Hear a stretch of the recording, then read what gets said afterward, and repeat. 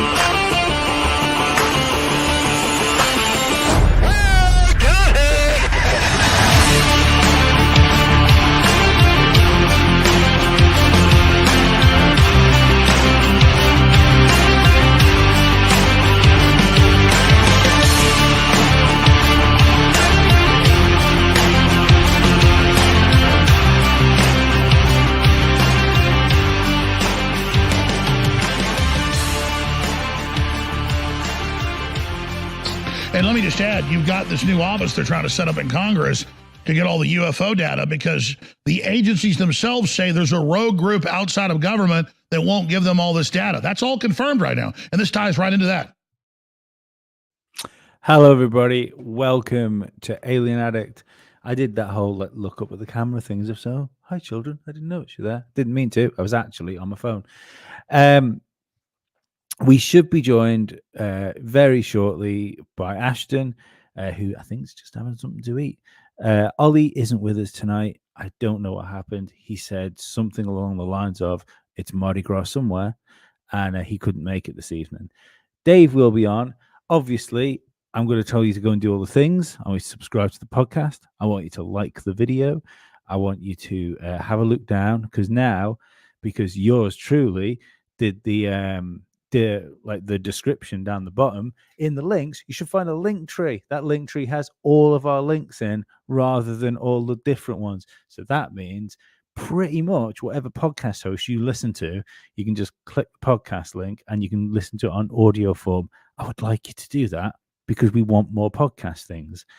If you are just listening to this show as an audio thing, I really want you to go and give us a 5-star review. Say whatever you want. I don't care. Like, the words don't matter, the stars matter. So just make sure it's a 5-star review on Apple Podcasts or Spotify. Nobody uses Google Podcasts, really, do they? I don't think so. But if you're using Google, rate us on that as well. Without further ado, David, how are you doing? I'm a Podbean fan. Podbean. All the way.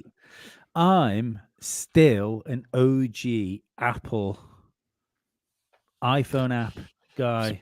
Surprised you didn't join Ollie at that festival. The only reason I have Spotify on my phone is for Joe Rogan. Yeah, so people should listen. People should subscribe to the audio podcast. It's difficult to listen to 2-hour shows. I get it. That like I see the analytics. I see how far people can get through shows before they have to go and do stuff. If you download the app, it means when you sat at work and go, oh, remember that amazing show Alien Addict was doing? And I could only get halfway through it because like my child tried to throw themselves out of a 14-story window. Now you can go back and you can listen to the show instead. And they won't have to look at us. They don't have to look at us. They don't have to look at us. You just let me in your ear hole. You can look at us on Spotify because it's in video form on Spotify. They don't have to. They don't have to. They don't have to, but it's if they want to. We can just tickle their ear holes. I was glad. I'm glad Ashton can come on. I'm going to be interested to speak to him today. He's had quite the week. He's an important person now. He is an important person, and it just keeps getting. The story keeps getting bigger, and it doesn't seem to be going away. And the fact that it's not going away, I think, gives it more and more validity. It's not. I think it's not that he's getting bigger and bigger. It's that the rest of the world is waking up to how big this story is. Yes, yeah, that's it. That's the truth of the matter. He's essentially going viral. Yeah, thanks to all the detractors and people who are like, "This is fake. This is VFX. This is like," you guys are the ones that really put that platform up there, because people are like, "All right, let's see the comparison." What the hell is that? Mm-hmm. It's not a comparison. You didn't do anything. This is ridiculous. Yeah. Why are you in a coordinated attack against him in social media? This is strange. It's strange. It is. It's the even if we didn't have Ashton like graciously coming on the show to talk to us about it, we would still be doing shows on this. That's the thing. Yeah. No, we would still be talking. It's interesting. About this. Yeah, because it proves a lot. I don't know. Prove maybe is the wrong word. I think that bothers people. Listen, it indicates that there's a lot more going on than anyone is really comfortable talking about. And it will change the fabric of the world. It really will. If whoever, like, so if it is government tech, it changes the fabric of the world. If it is non-government tech, it changes the fabric of the world. Yeah. And our understanding of it, it doesn't matter which camp this is in. Everything changes. Everything changes.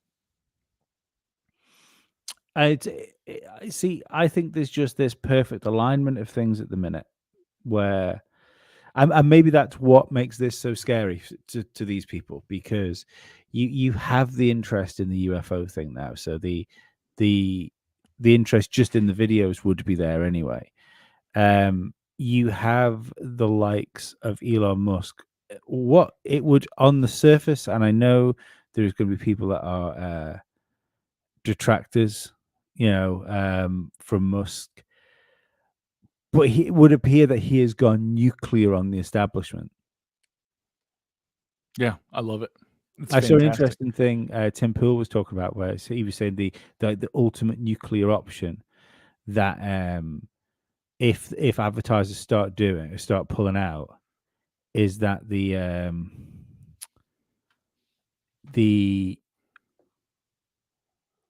could put Twitter as open source, and then essentially they would still own Twitter. They could still do all the ad revenue and stuff like that, but it would mean nobody could be banned anymore, and it would be just like, look, it's nothing to do with us anymore. I suppose maybe that's where all this stuff has to go. Maybe the internet has to turn into Linux. Let's hope not. It's confusing enough sometimes as it is. I'm a little laggy. You noticing that? No, you're fine here. Weird. It's lagging. I'm lagging on my own computer. That's got to be a bad sign. I'll see how it goes. Now, the world is just moving at such an incredible rate towards this bizarre point that everybody feels but nobody can see. Or at least not any of us normies. Yeah, I'm sure the schizophrenics already knew about it. I think the schizophrenics are the prophets of God. Just misunderstood. That's why we lock them up. We don't want them telling their truths. Yeah. Is the man himself, Ashton. Thanks for coming on the show. Hey, how are you guys doing today? I'm good, mate. You? Hey, man. Yeah, pretty solid. I just finished my podcast, Hard Truths, with Sal and Dave Rossi, and we went and chatted for like another 45 minutes afterwards. So that's the reason why I'm late here. No, man, you're I love those definitely guys. not late. They're awesome, man. How's your week been? Yeah, it's been huge, man. I think that we had big all evidence space. Was that yesterday? I'm losing track of time already. Yeah, spoke on Alex Jones. Gave you guys that shout out. Yeah, man. Really appreciate that. That's a big deal. I actually I love Alex Jones. There's three people. Alex Jones, David Icke, and Joe Rogan are the three people that have wound up to why I'm even sat here in the first place. Oh, really? Is that they give you inspiration, or what's the story there? Joe Rogan gave me the inspiration to do podcasts because I had a son in the and the like it was like just the bubble in the culture wars, the culture and sort of gender wars and stuff like that. And I thought, if he's going to go into this like crazy world, then I can't really do anything about it. But at least if everything melts around us, I can at least say to him honestly when he's older, like, well, I tried to do something. I tried to say something about it while it was happening. And as sorry, go. I was going to say just what's interesting about that is that talking with Sal and Dave, they mentioned that's part of the reason why they and other people behind the scenes are interested in getting this technology out, is that they have children and they want their children to grow up in a world that's better than what we have right now, right? Yeah, I think that should be always the mission for any adult, really, is to make sure that the next generation are set up slightly better than we were when we came into it. That's the goal. That's the goal, man. Yeah, and I think I want to say about Alex Jones too is a lot of people in my Discord and people that have been following didn't want me to talk to him. I think that he's, out there got a bad rap in terms of some of the stuff that happened in the past, which I'm not going to dig into at all. But my view, again, this is why I made the statement when I first went on, which is that we are willing to talk to anybody who is willing to look at the evidence with an open mind. And as big audience as possible, because the reality is that with these videos come a very sophisticated disinformation campaign that is meant to try to keep them quiet, and we can't afford to not talk to people, especially that have big platforms, so it doesn't mean that we are aligned in everything that these people say and do, and I'm willing to talk to people from any side of the political spectrum, so if people don't want to talk to me, it's not because I'm not trying to reach out to them, it's just so that's really what that all comes down to. Man, I'm looking forward to seeing you on Patrick Bet David. That's going to happen. I'm telling you.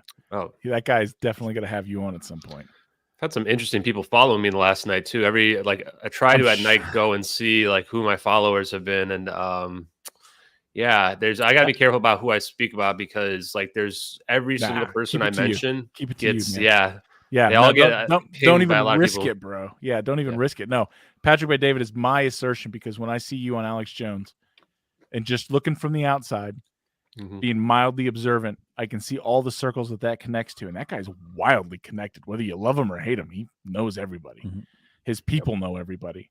And Patrick Bet David has been following that same path, because I'm a huge Patrick Bet David podcast fan. I listen to all the podcasts. I'm a bit of a fanboy. And I was like, man, every time I see it, like he had different people on talking about weird things. I kind of don't want to give that particular podcast credit, but I was like, man, if Ashton was on there, this is the platform for Ashton. Like that, and then it's obviously the leap to Rogan eventually, whenever that happens. And I've been following Patrick. I think that's where David, you're going, man. If he's out there, he can. Okay. He's not following me yet, but no, I've been following him. So yeah. Oh, whoa, hello. Yeah. Whoa. Comp Lazart, guys. Oh, he's one of my followers. Dude, yeah, I love you. You want nudes or something? We can get Ollie to do anything you want. Like, seriously, he's really flexible in a lot of ways. Morally, most of all. Yeah. We're all waiting to sell out over here still, man. Dude. This is the sellout CIA? team. Well, they better hurry up, because otherwise I'm going to have to expose the CIA and it's going to get awkward. So I hope that they come and reach out to us soon.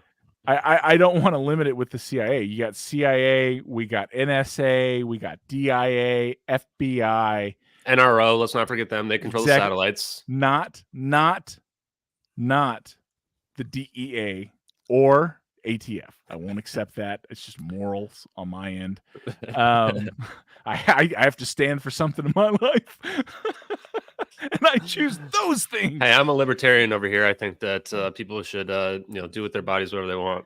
Exactly. Now, but if the DOE would like us just to stop talking about this in general, we can have that conversation. They got all the money and all the power, I hear, as well. They can control presidents too. So you've been looking into that. I know we talked about it, and I mentioned it for you. Oh my God. Yeah, I was tipsy tweeting the DOE. Actually, it was funny. I was drinking on Friday, just celebrating on stream, and I vaguely remember going in and replying to the DOD and the DOE, because I didn't realize the DOE even had a Twitter account, and I see it. I'm like, oh boy, And they're sitting there talking about climate change, and I'm like, we can end climate change. And so I wake up, and there's like 200 likes on my reply. I'm like, oh man. I'm like, okay, they probably noticed this. Oops. They 100. The craziest thing about the DOE, dude, is they do these, and this is going to go right to that tip/comment talking about Nephilim and weird dimensions or whatever. The DOE at a lab near where I live, keep it there. Because they own the property, they fund the labs, they fund that through the private corporate parties. Like when you start looking into them, and I mean, you're a bright guy, I'm sure you have it. They're terrifying. They're this infinite power. People are like, it's at an Air Force base. Weird, because that Air Force base's property and buildings is owned by the DOE. like who really is in control here? But they were talking about breaking into other dimensions and realities using, various types of technology. Like it was a public service announcement, like on radios and things in my area. People are like, why the hell would you run that ad? I've read The Mist, man. I know how this ends. Love it. Yeah, no, I actually try to avoid looking into them too much recently. Just because I'm just honestly getting a little worried that I'm forcing their hand at this point with some of these places. But I have been starting to dig around the CIA a little bit, because I found an article that goes back to like the 90s when they were this guy, I'd have to look up his name again, but there's a bunch of spooks out there that were like working with trying to prevent or whistleblow on these companies that build the satellites in terms of like giving too much information to China, which I just thought was pretty interesting. And so I'm like sitting there on this information like, do we expose this, or do we sit on this further? I'm not really sure, to be honest with you, but yeah. I think what you just mentioned was easier. Like, you want to lay off the DOE to talk about the CIA, because let's be honest, when we break it down, they're a little safer to deal with. Oh yeah. I mean, that's I mean, that's like, do you want a jackal or a lion? I don't really know. They're both pretty sketch for sure. They both got teeth. Yeah, they both got teeth. Yeah, one, you could get away. You're probably going to get away, right? They need a pack of jackals. You just need the one lion. Tiptoe around it. No, man, we've been following the progress, what's getting out. This show originally was to talk trash kind of on our end about the debunk that was put out by people I don't want to give anymore, and just how ridiculous that was. Like, we made a video. It's like, if I followed an online tutorial, I could probably make that video. Like, you didn't. And then I looked into who they were, and I was like, so you're VFX experts, yet nobody here worked at DreamWorks, Lucas. Imagine, like, you didn't help with the Star Wars. Nothing. VFX experts in the sense that they make YouTube videos for children, right? And they appeal to a childlike mentality.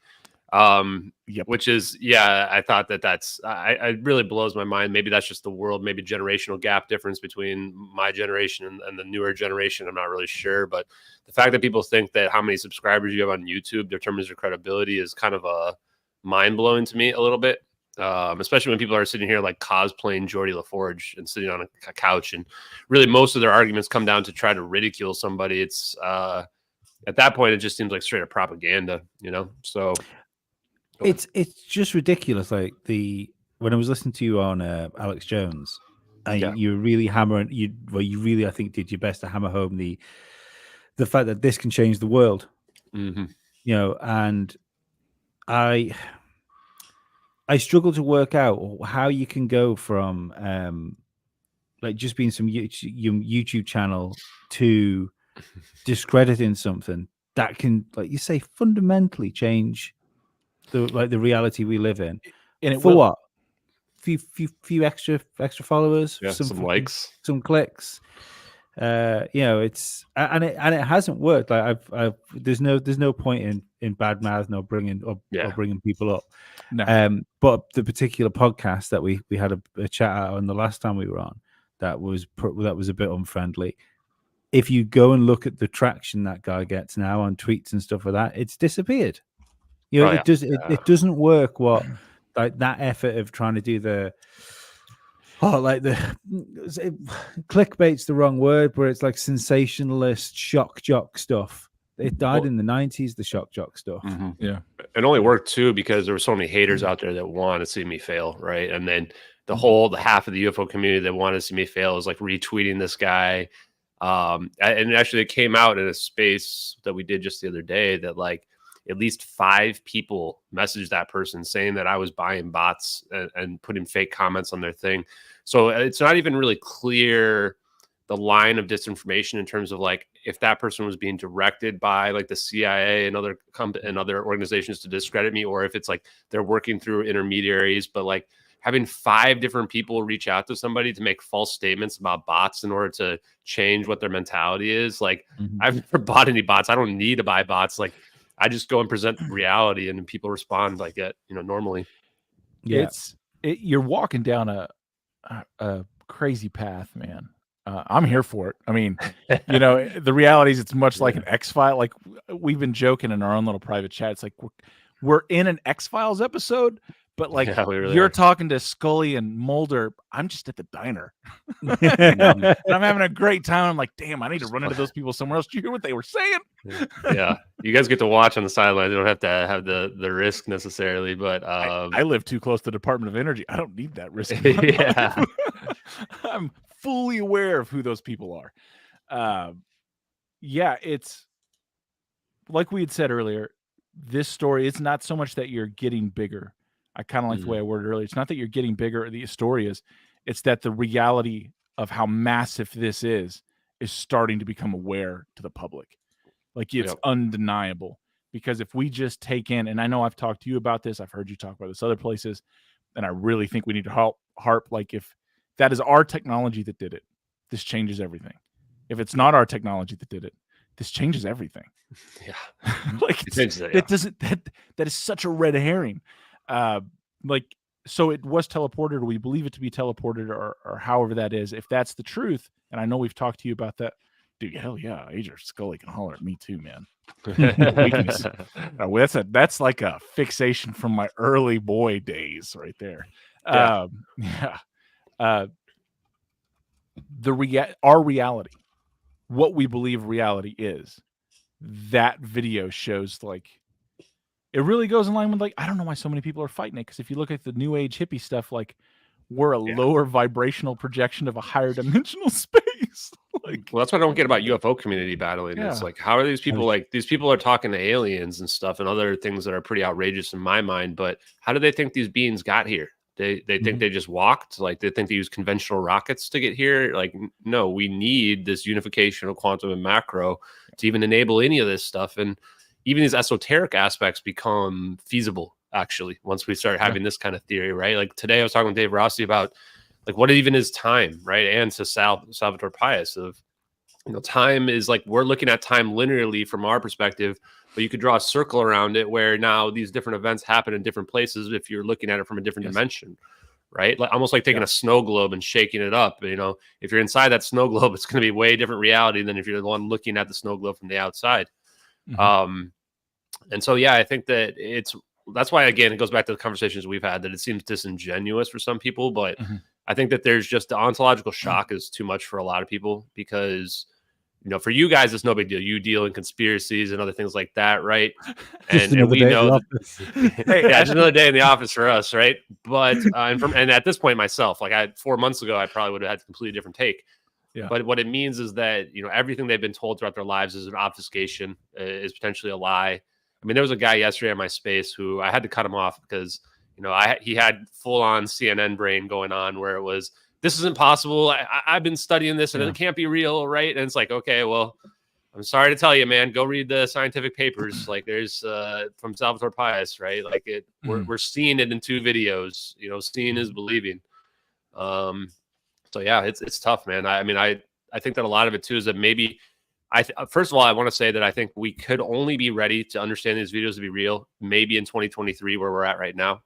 And I think even for some people, not everybody's ready, right? Maybe only like half or less of us are ready for this to be real. Maybe we need 2050 for a lot of the other people to catch up. Not sure. I go back to the middle of the beginning of the pandemic. People ran out and bought toilet roll. People aren't ready for aliens. They weren't ready for a cold. The toilet roll thing is just too funny to me, man. Go to the grocery store, all the toilet paper's gone. I'm just going, what the hell? What is wrong with people? What do people think is going to happen? Like, what? Why the toilet paper? Why toilet paper? Like, we can use napkins. You can use there's like other stuff you could use. Like, that's the thing. I just still can't wrap my mind around that. You guys got to explain that to me. We have bidets in this house. My favorite thing about the about going shopping during lockdowns and stuff was when the supply chain broke down with Italy, and there was in the UK anyway, there was a real issue getting dry pasta. You couldn't buy pasta in the supermarkets around me, apart from the gluten-free pasta shelf, which was untouched. Yeah. That happens here too. It would be like all the stuff that's like the healthy, gluten-free, vegan stuff is like all there. It's like all the diet sodas there. It's like all the regular stuff's gone. You're like, oh boy, it's gonna be a corny Christmas, corny Thanksgiving, to quote South Park. All the tofu and Beyond Meat's still on the shelf.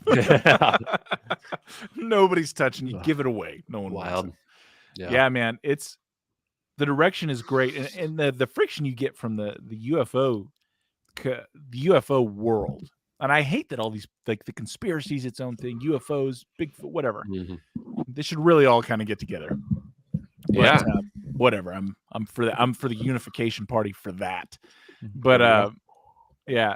We started a new party, the Unification Party. I like that name. I really like that name. No DEA, no ATF. they're excluded. Everybody else is allowed in. Yeah. I like it, guys. Why change the world? Why change the world when we can take it over? No, I think that's an interesting thought too, right? Which is, excuse me for eating on your guys' stream, but there's two ways that we can accomplish this, right? From the outside or from the inside. And I'm a nerd. I'm just going to throw it out there. I'm a nerd. So I've watched a lot of animes. There's a few that I like a lot. One of them is called Code Geass. And in this one, the guy from the outside has this power and the guys on the inside have certain power. And there's two different ways they're going about it. They're like basically best friends, but one of them is trying to work the system from the inside and change the system from the inside. The other one is attacking it from the outside, right? And even though their goals are aligned, they're going about it in ways that make them adversaries to one another. And I think that's something I think about a lot. Right now, we are definitely on the outside, attacking it from, but there's people on the inside as well that want it to change.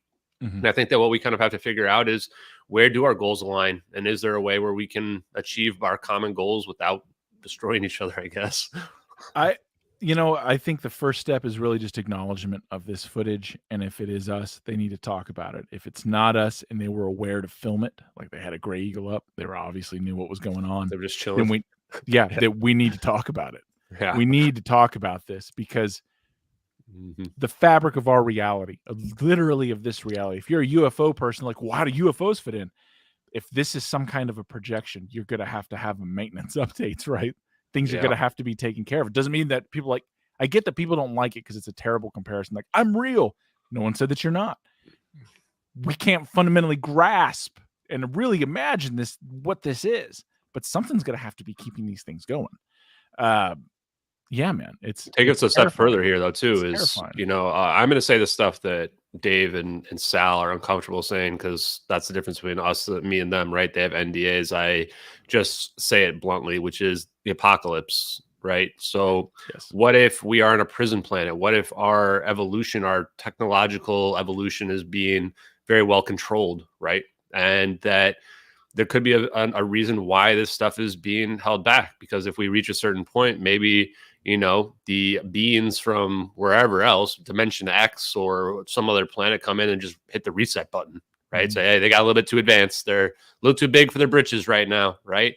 And I think about that a lot when I think about the Graham Hancock's theories and ancient apocalypse stuff, which is like, the one thing I just can't get over is that it feels like our civilization should be much older than it is. Like 10,000 years or however long we can go back is not long enough. Like, I would think if we are this advanced, we should be able to track the history of our civilization like 100,000, 500,000, maybe even 1,000,000 years back, right? But instead, like, we only have this like very narrow view of our history, and it starts to get blurry even after like 1,000 years or 2,000 years. That to me just seems very unusual. That's just my personal opinion.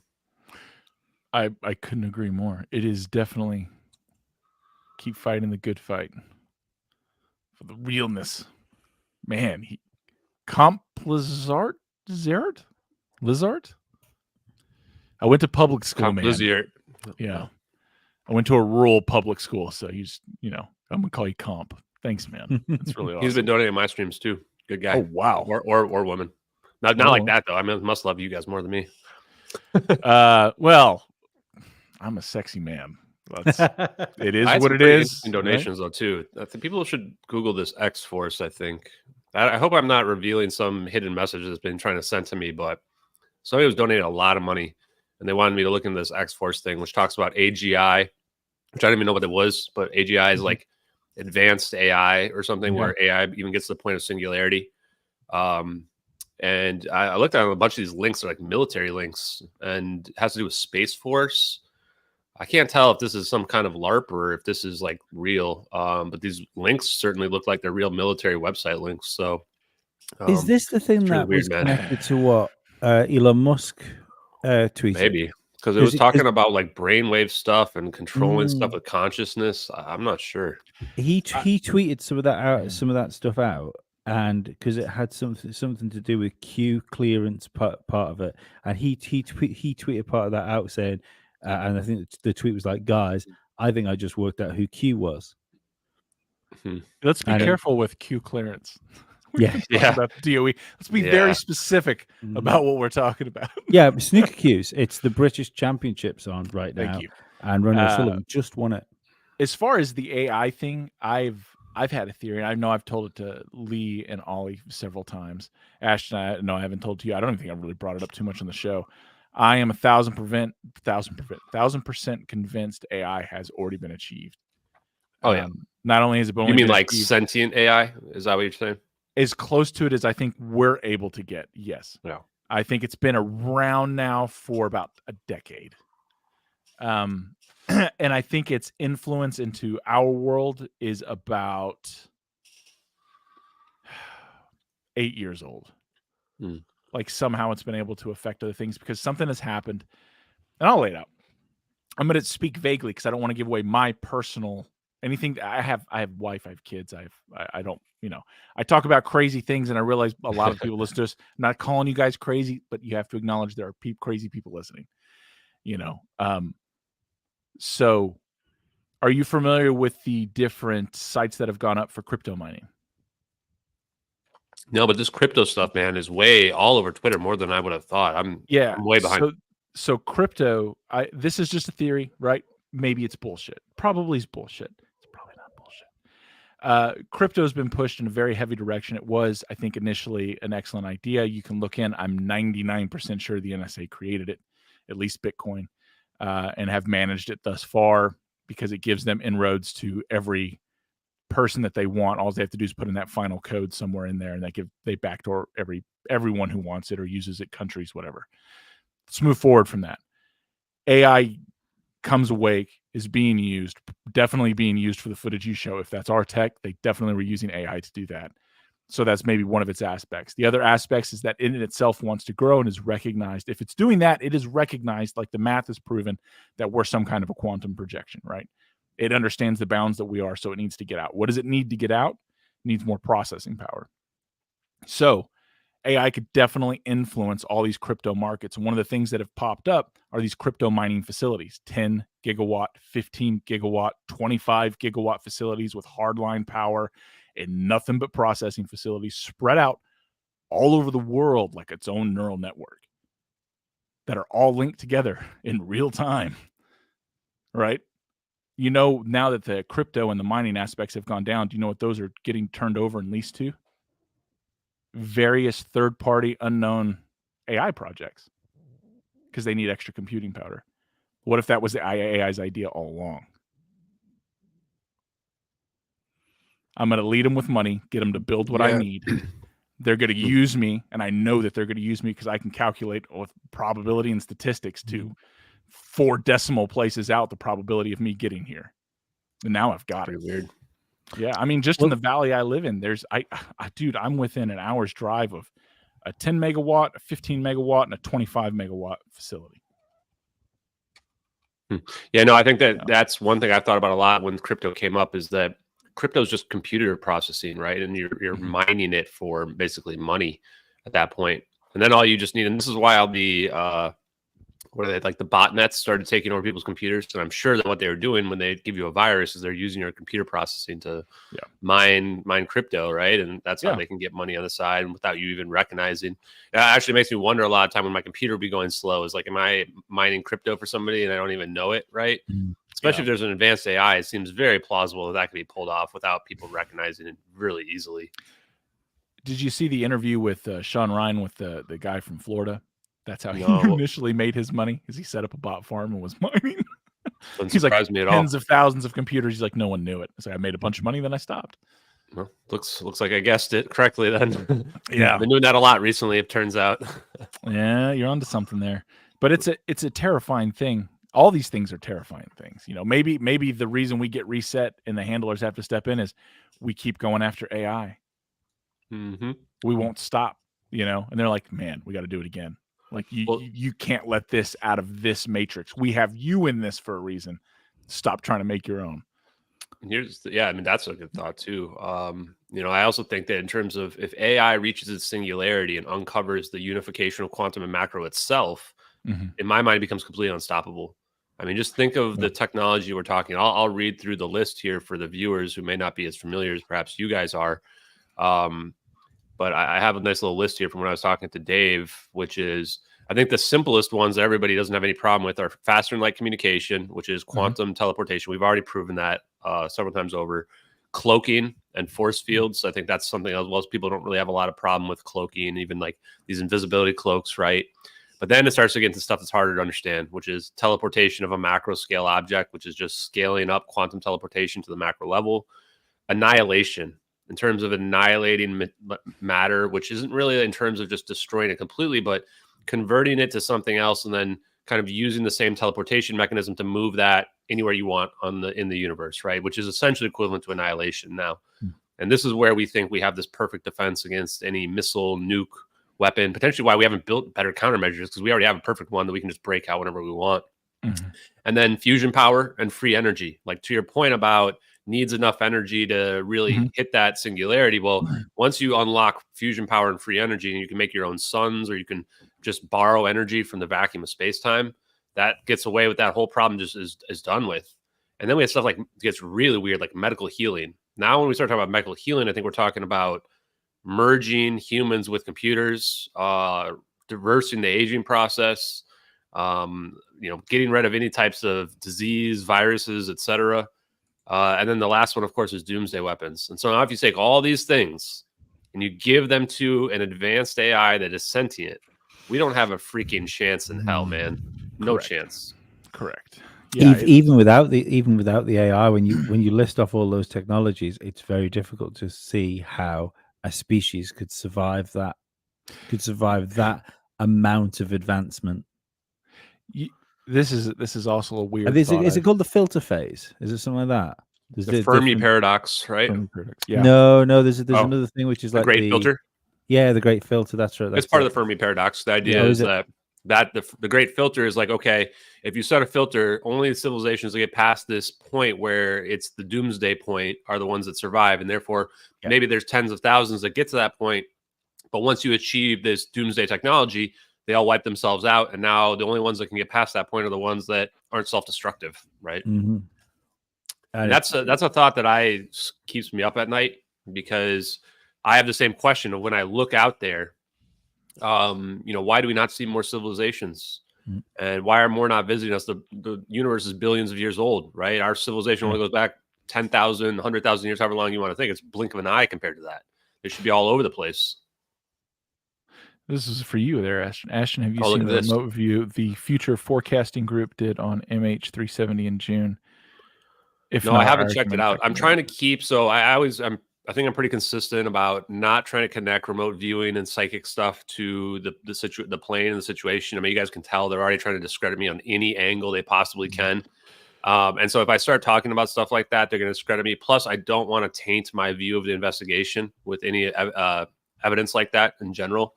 I know a lot of people find that stuff very credible.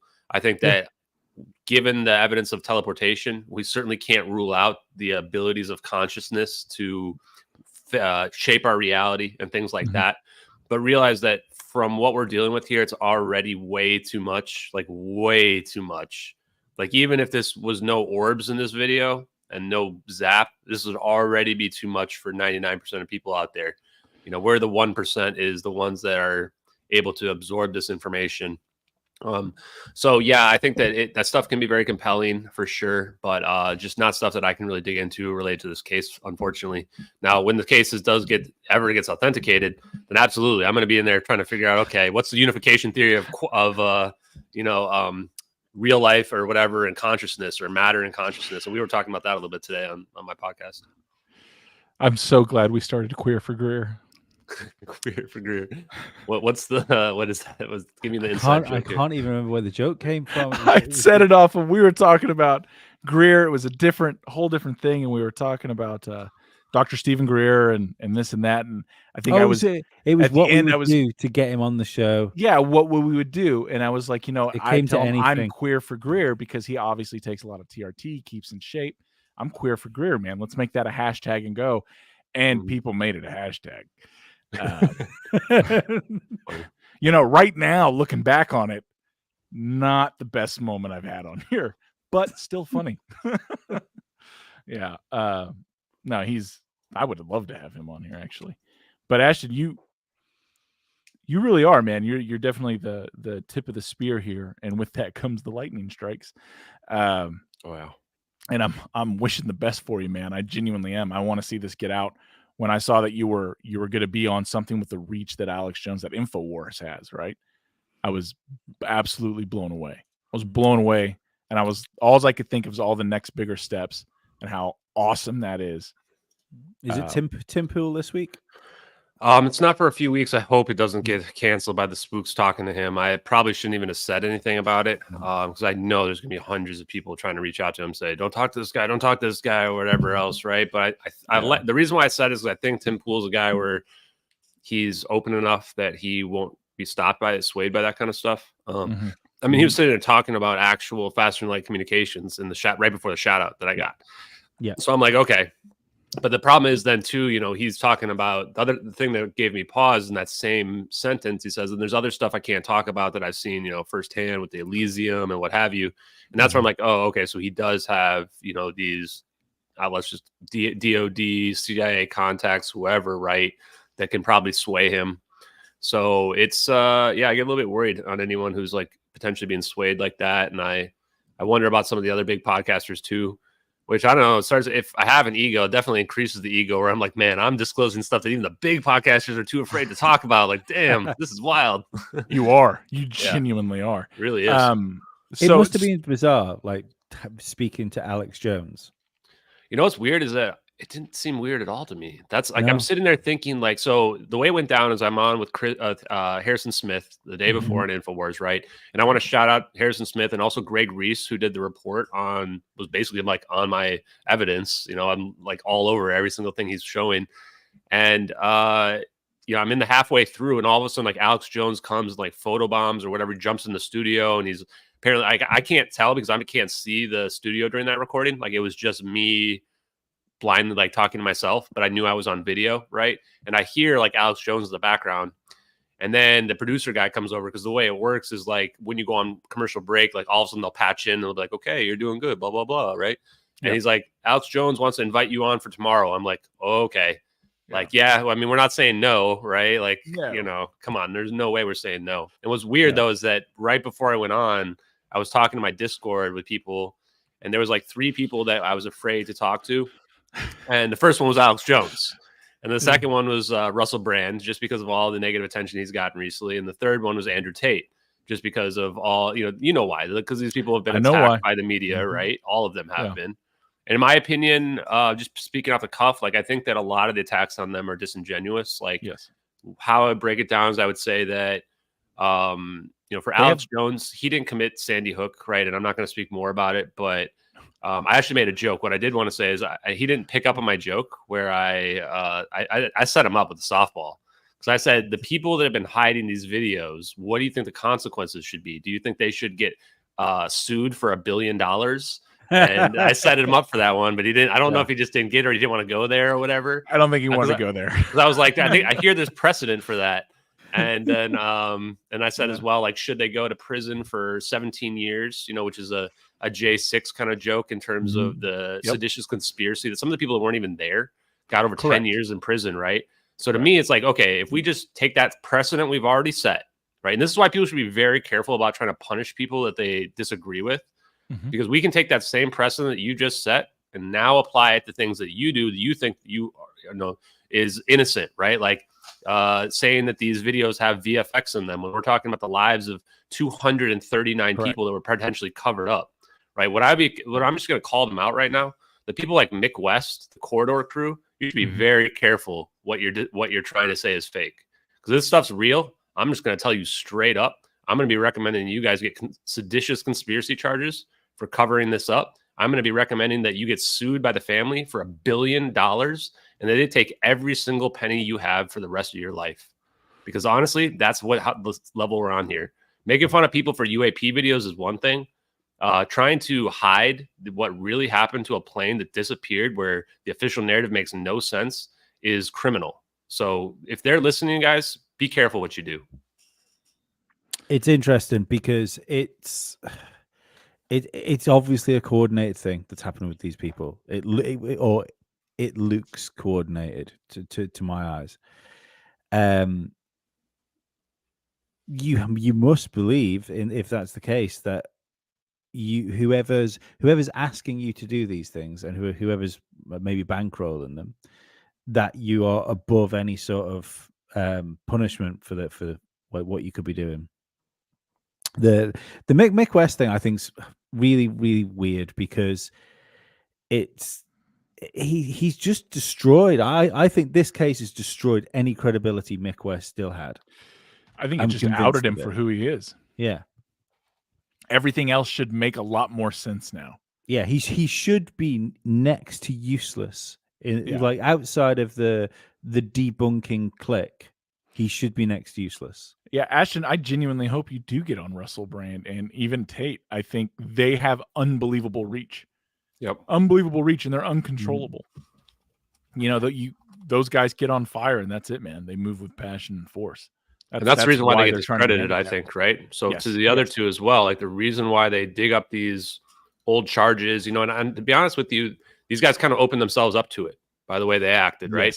Like it wouldn't be possible if they didn't have these things, these skeletons in their closet from when they were younger or years before. And so for Russell Brand, it's like, obviously he was, I don't know if a womanizer is the right term for it, but he, slept around and they were able to use that against him, even 20 years later. Andrew Tate, he did cam girling stuff, which is, morally dubious to say the least. Whether or not it's illegal is a completely different question, right?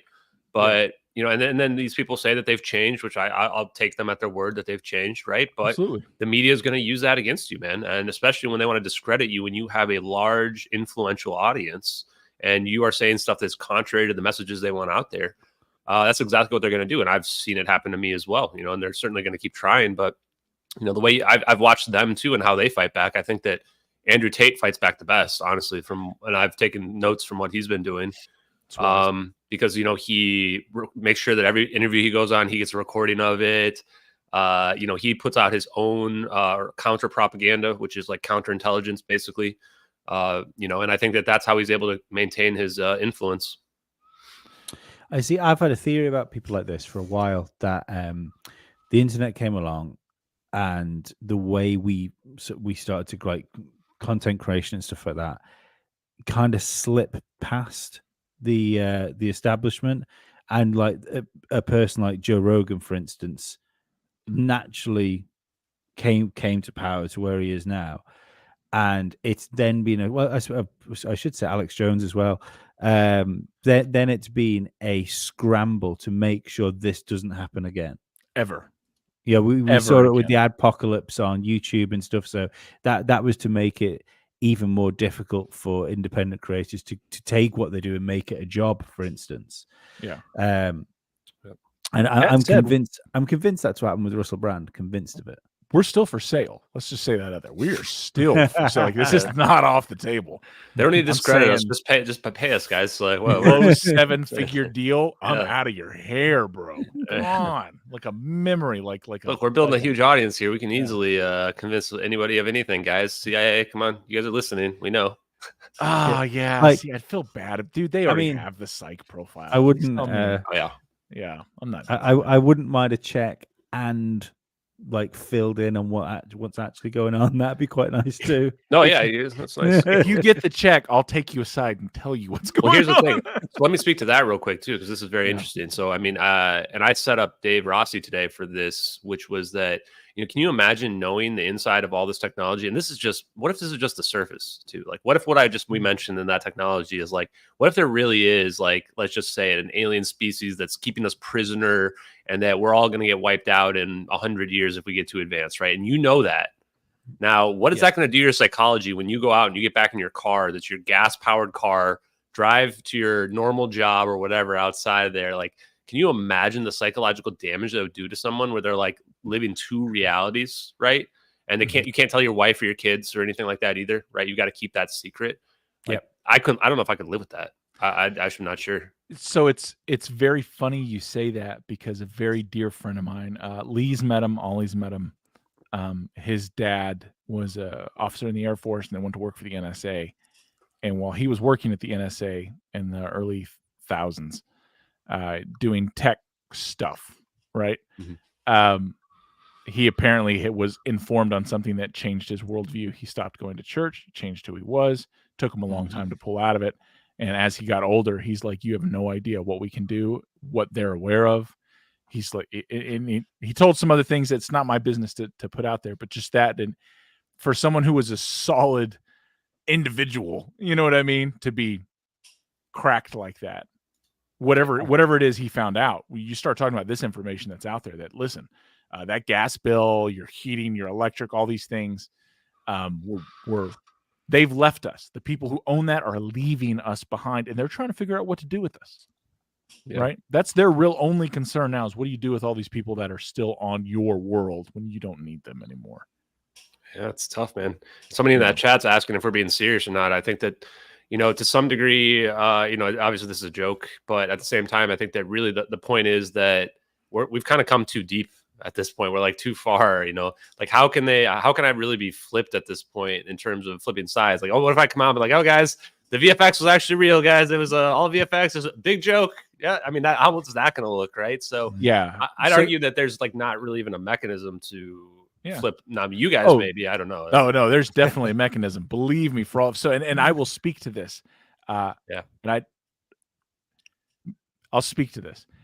There is absolutely a mechanism, and what you want it to be is so here's the thing. You always want an offer on the table that you are viable, even if it's in jest, right? Because it can always be serious, because the reality is when serious people come around to talk to you about damn serious things, and they have pictures of the only people you care about, or real-time video that they can show you that someone that they have is with whoever it is you love, and that other person doesn't even know it, it changes everything. And like, the government would never do that. Yes, they would. They would cover up anything. Oh, yeah. They don't care, man. They kill the thing is, you'll never yell loud enough. Daylight. Yeah, in broad daylight. They don't care.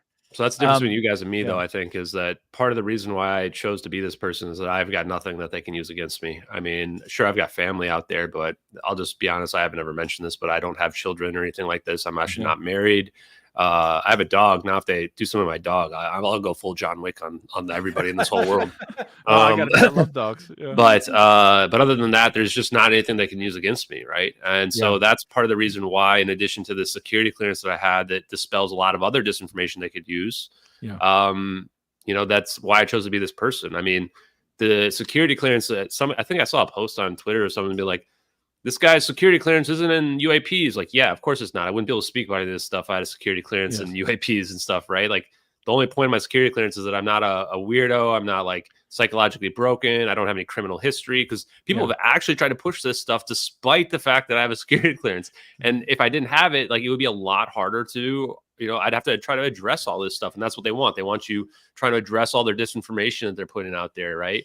Yeah. So, all this stuff combined is the reason why I've tried to be this spokesperson. I think other people could do what I'm doing as well. And I hope I'm setting the framework for what it takes to make it happen.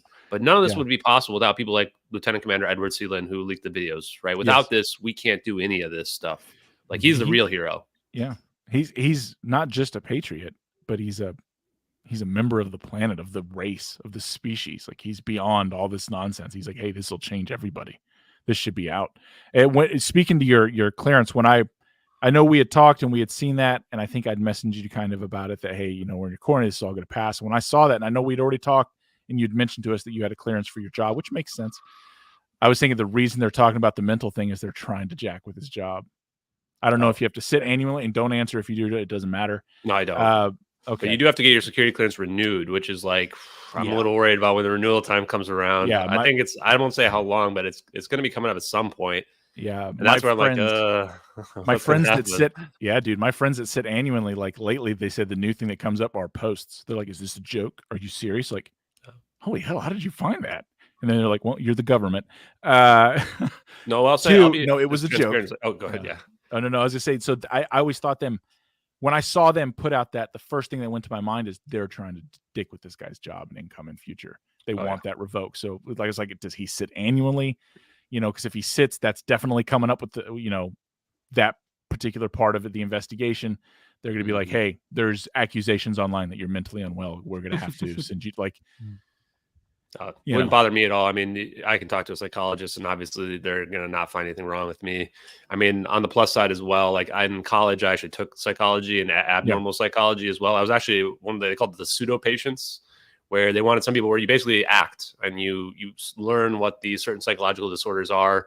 And you actually pretend like you're one in a faux interview with them as well. So there's no chance that anyone ever be able to diagnose me with any type of psychological disorder at all. So I'm not worried about that. Some people ask, like, are you worried about your job and losing your job? Even before this started, like before I even started, like the first week, I went to my job. I went to HR. I said, I need to get whatever you need me to sign, whatever we need to get signed. They wouldn't let me have a media clearance. So that's why I can't speak about anything that I do in any detail whatsoever. But they did get, like, I showed them my Twitter account and everything, right? And I was like, okay, if you guys think I'm crossing the line with anything, you got to let me know. Because if the government comes after you saying, hey, you got to like do something about this guy, I want to be 100% sure that my company has my back.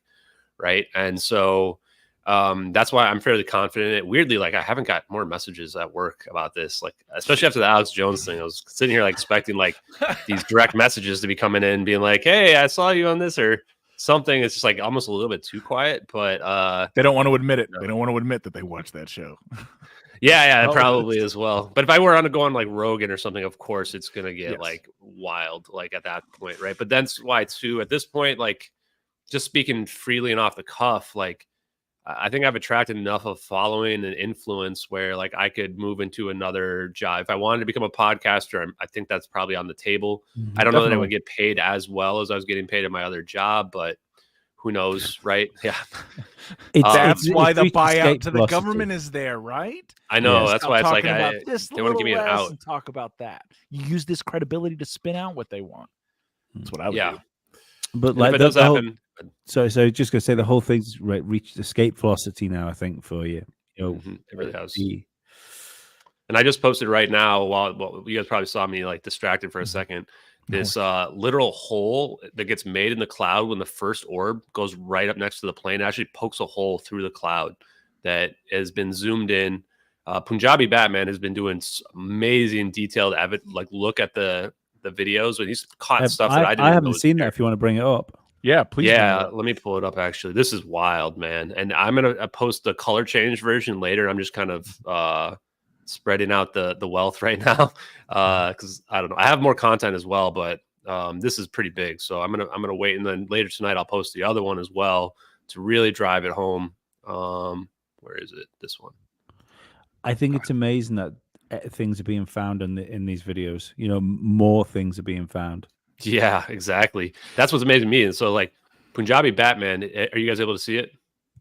Lee's in control of everything. I'm not allowed to do adult things. Yeah. So Punjabi Batman, from I don't know what kind of break he was on for like over a month, but you can clearly see something forms in this cloud right here, just as this orb goes right through the it. trail. Right, Yeah. you can see this little something gets created, and he's got it so you can zoom back out in the other direction as well on this. Which, wow, I mean, that's a weird detail to add if you're faking these videos, right? Yeah. Like this to me is like, okay, this is real. The clouds are moving. We can see everything. We've already proven there's parallax in the clouds, even on one video. We've proven the clouds are moving. Like all this stuff is just the small details are what adds up that makes it that these videos are just fully authentic, right? It's interesting. It also shows it's got mass as well, doesn't it? Yeah, well, so I think that really what we're seeing there's a field around it, around some smaller mass, though. Yes, and what it's doing is displacing that air, right, that cloud as it goes right through it, as the field, the non-radiating barrier passes right through that cloud. Very unusual. And then I've got another one as well. Wait, I don't want to close that. I almost closed the wrong thing. I don't even know which one. Which one am I sharing here? Oops. Yeah, we're sharing this. Okay, well, I don't think. Well, you guys can see the little paper there. That's not the one I'm trying to show. There's another video, and this is the other one I'm going to show later, which I think shows it even more detail. Yeah. Let's see, color change version.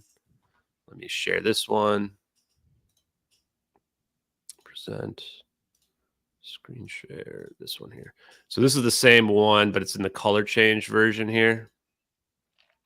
And this is you can really clearly see it. Yeah, you can clearly see it become blue, right? That's where it's going right through that. I mean, that's wild to me.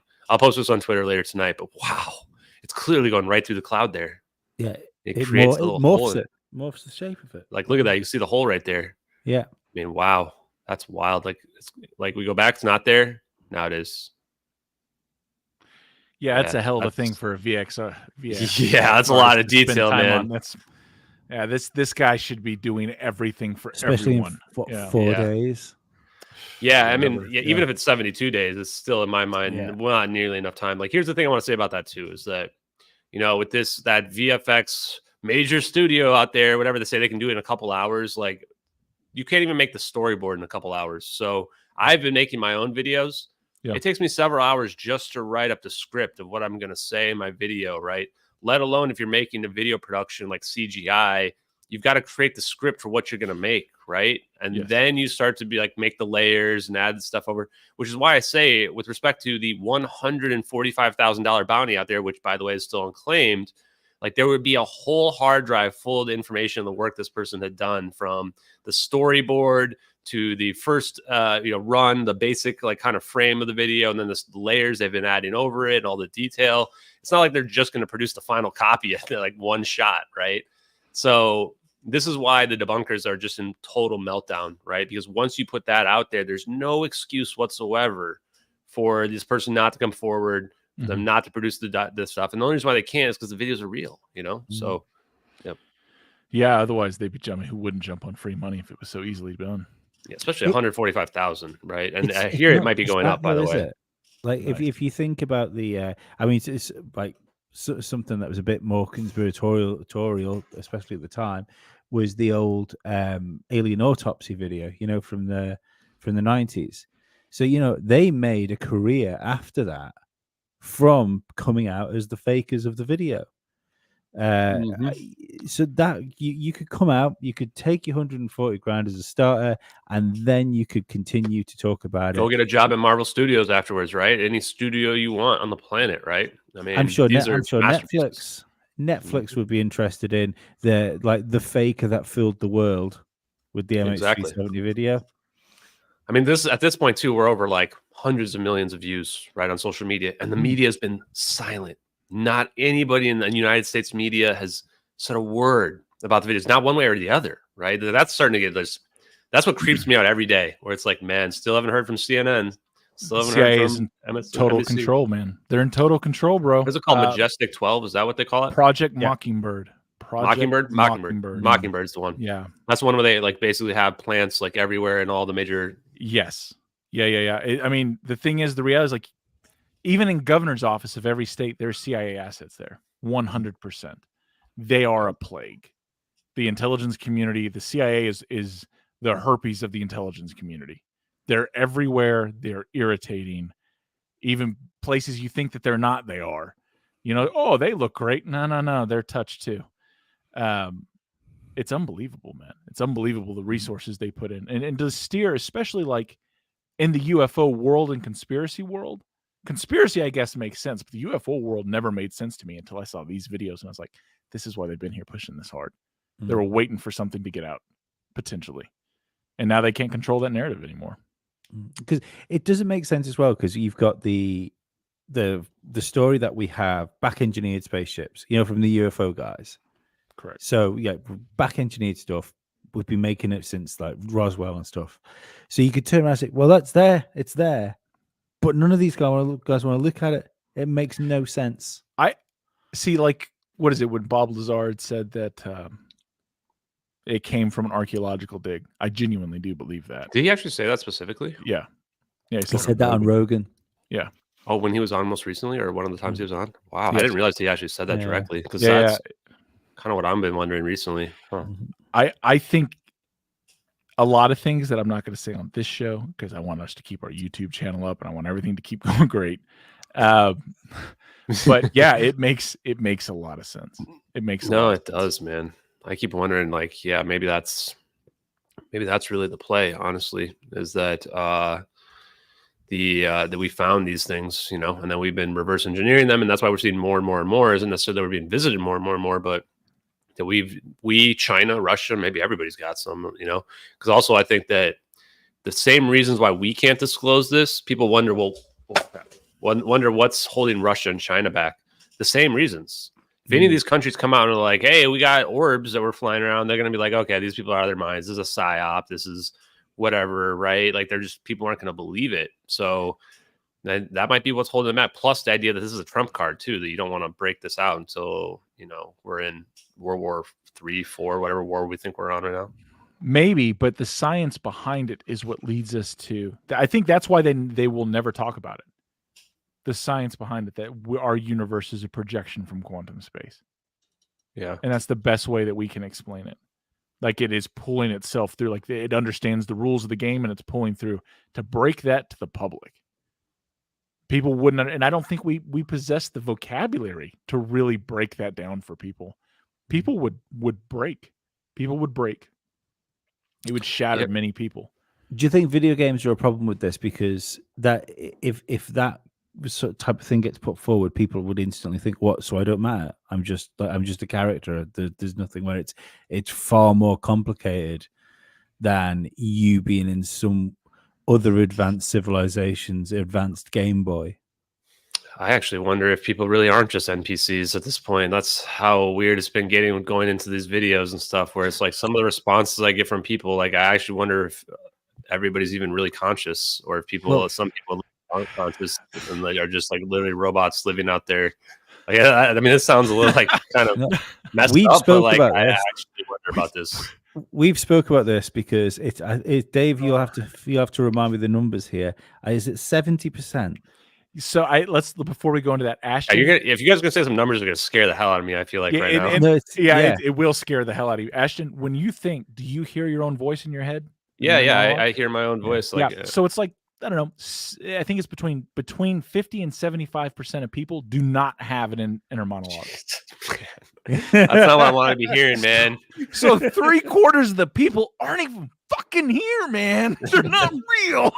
They're just reacting and like an animal. It was so funny. A villager. They're a villager in the game, man. It was so funny. Villager in the game. They're a fucking villager in the game. This isn't okay, man. Reading a script. They can't go off the script. Although it makes look like anything to me. Yeah. It makes a diner aid at one time in New Mexico make a lot more sense. Well, yeah. Definitely does. What's going on? That's why we had a big chat about this. We had a big chat about this on one of our previous shows.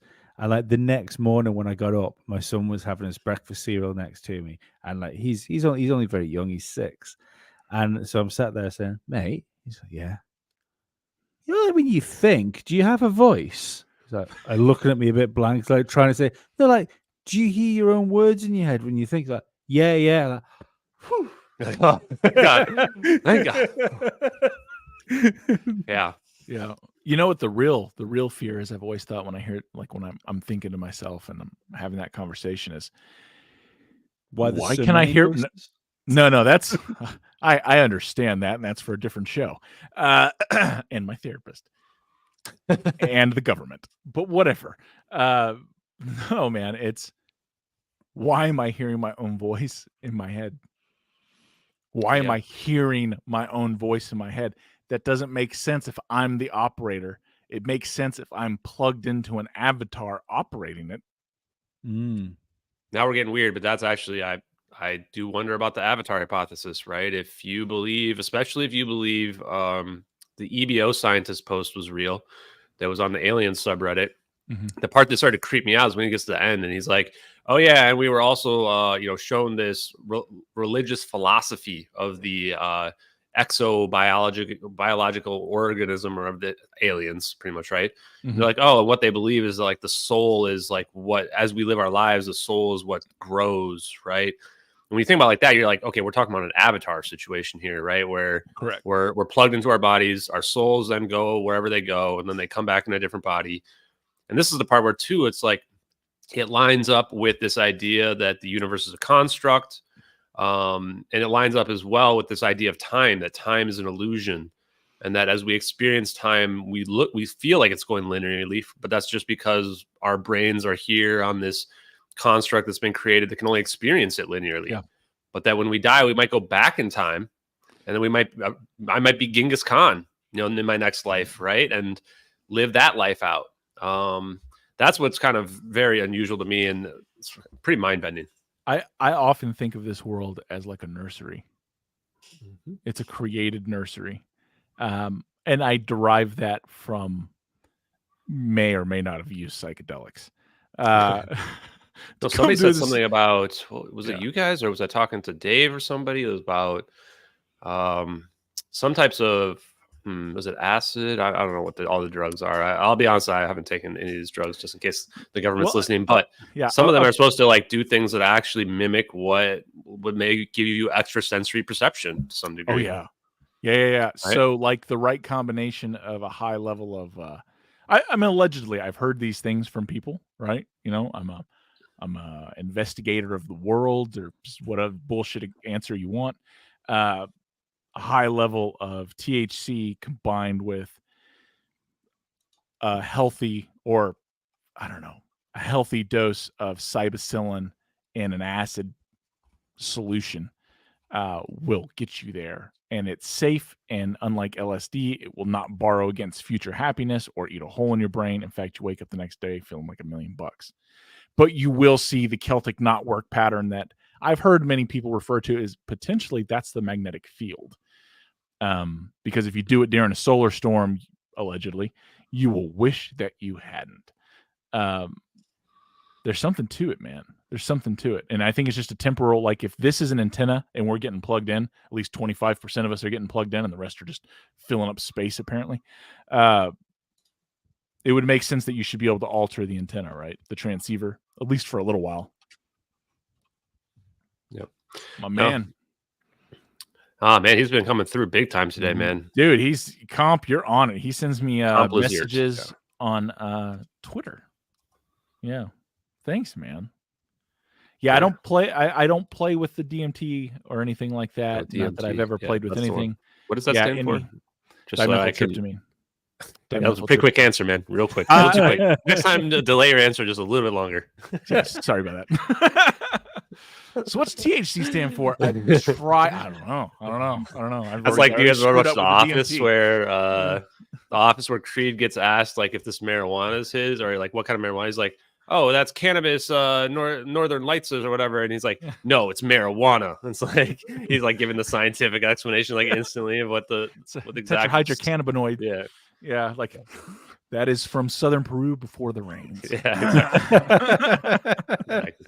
Speaking of that, though, that's somebody who I want to talk to is Timothy. Last name, help me out, guys. He went to Peru to see the like Peru aliens. Oh, Alberino. Yeah.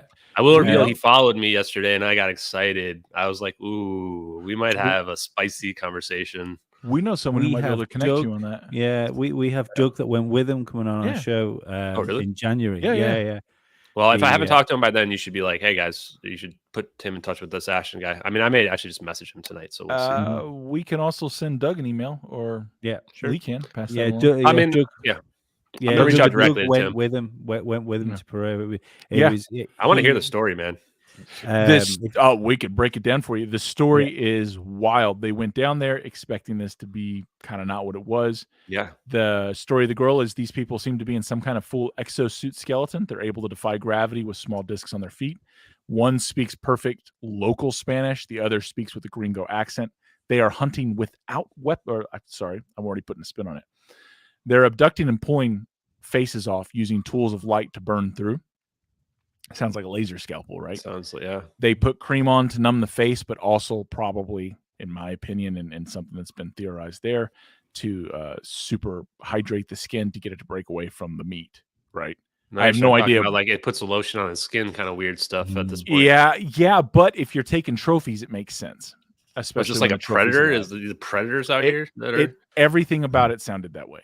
Yeah. Wow, that's and weird. Their takeaway was the people weren't lying. Like they're literally something's arming happening themselves. to them, right? Mm-hmm. Something's happening. Nobody cares. They're in the middle of nowhere, and this story's only been going on for 50 years, is what they said. This isn't like it's always been. Wait, this has been going on for 50. It's not even recent. No. One of the interesting things that Doug was saying was two of them tried to abduct a 14-year-old girl, and now bearing in mind that these things have got like these crazy suits on and stuff like that. This 14-year-old girl was able to get loose and get away from them. And they were gringo large. They were tall, like someone. It sounds Western crazy, country. but when you think about stories that have come out about various islands and things that go on and things on those islands, then you have to wonder whether there is some sort of like human hunting range. One of the ways to look at it, I think, is for this conversation, if there is potentially like whoever has this technology, they are in a breakaway society, right? Their normal technology does not fit with ours, period. They're somewhere else. So let's imagine this is a hypothetical that it's a little bit more than that. They are genuinely living a breakaway society here. When you live far enough separated apart, you start viewing other people as others. It wouldn't be weird for a couple people to take technology and go sport hunting in the middle of nowhere. Yeah, I mean, I think that's, there are civilizations out there, right, that have been basically isolated too. So I think the breakaway civilization theory is very interesting. Now, I would talk about it as like breakaway military industrial complex at this point, right? And just from all we've known. But if there are beings visiting us, then I think that case becomes really interesting. If we could prove there are beings visiting us, then it's like, okay, this becomes not silly anymore. This becomes something that is a little bit scary, right? These isolated civilization, they're attacking them because they're people who don't have any voice on the global, scene. And just for the record, nobody here said that in any way has anything to do with Booz Allen Hamilton. I gotta be careful what I say here, because not insinuating. Let me say, not insinuating. We want nothing to do. We don't want that kind of problem in our life or KBR. You guys live your best life, doing whatever crazy billionaire things you kind of people do. Let's say the Booz Allen Hamilton. Let's say that they have consultants that are in different fields that are out there as well. So lots of people might theoretically come across these consultants just because they're a very big company. Booz Allen Hamilton is. So I just find it very interesting, I guess, is all I'm saying. Or a popular podcast. I don't know. It's a theory, right? In fact, maybe that's what I need. Do I need to put my resume in? Maybe that's is that the end? Is that where you get to the? I got to be honest. Elites? If you want the right direction to go, I'll tell you after the show. But it's not Booz Allen Hamilton. Okay. Yeah. They're scary. Got it. Yeah. No, it's all terrifying, man. Like the account, I've been following it. Something's happening to these people down there that they can't explain. The fact that these things are like, so one of the things the girl's fighting with the two whoever's that are holding her down, and they hit her open-handed to the face like a smack. That is a very frustrated human mannerism that would just You know what I mean?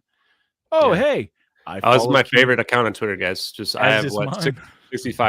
66,000 followers. This is my favorite account on Twitter right here. King Milk Fart Harassment Archive. This guy makes, or girl, I don't know, makes the best videos I've ever seen. He has full permission to make fun of me anytime they want.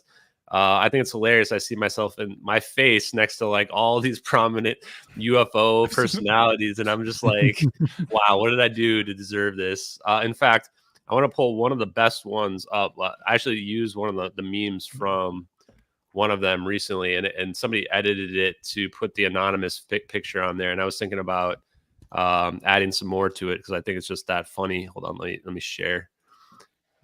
Presents. Get this up. This stuff cracks me up. This one here. This is my favorite one. And we might have to. I love Mellow Demon, this is Mellow Demon's like avatar picture, but we might have to put Kim.com on here. We might have to add some other people in the background on some of these. But this one's the best. I love the flag here, the plane flying, and Jamie Mousen. Actually, by the way, this guy's a good guy too. Like this is where I've started to question all the BS that people talk about people, and this is why I just talk to anybody because there's a lot of disinformation out there trying to get people to be discredited out there. And I went and talked to him, and he's like, "Hey, I want to set up a Zoom call. I want to know all the evidence." He's like, "I want to know what you can prove versus what's speculative." And I'm going, "Well, this guy is not a guy that's just out here selling BS, right? He's not sitting here just trying to push myself. He wants to know how it's legit." He was kind of like a Kim.com conversation where it's like he wants to be convinced that tell me the facts, tell me the evidence, right? And then he does a huge favor and he pushed the case to the international audience, to all the Mexican people in Spanish-speaking countries out there, which I couldn't be more grateful for. So I've definitely learned a lesson in terms of not believing media bullshit and, trying to judge people based on how they present themselves in the evidence. Yeah, I think he gets a bad rap. I've always thought Jaime got a bad rap. Like these new things that I know this is different than the topic. I don't know if you want to mix topics or not, but the creatures that he brought out with the Mexican government, and everyone was like, they're paper mache. Everybody said paper mache. Yeah. Everybody. Every outlet, big outlets, paper mache, paper mache, paper mache. I was like, what the hell, man? There's no original, right? Yeah, no original thought, right? I don't think it's social contagion. I think they were setting up social contagion with these larger platforms because then when we talk to people, they had then caught it because that's what. And I was like, what about it looks like social contagion? And they're like, well, are they supposed to have 30% different unknown DNA to people? Crazy. 30% unknown. Yeah, there's another one from Russia. If you guys, I don't know if you've seen the Russia video, like in the cold and the ice, and then they come across this weird body that they see that looks very similar to those bodies as well, which is unusual. And not to just bring it back to the Peru thing, but I think Amanda in the chat said something as well that Mr. Abarino believes that it's possible it's both human collaborated with ET technology, which, I think that the more I dig into this stuff with MH370, the more my mind is open to some of these things that would otherwise in my mind be totally unbelievable.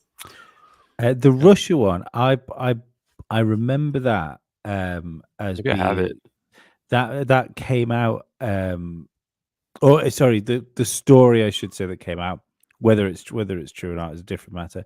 That those people were winners of a competition, and the competition was to create a dead UFO because a dead alien, because those competitions are always everywhere.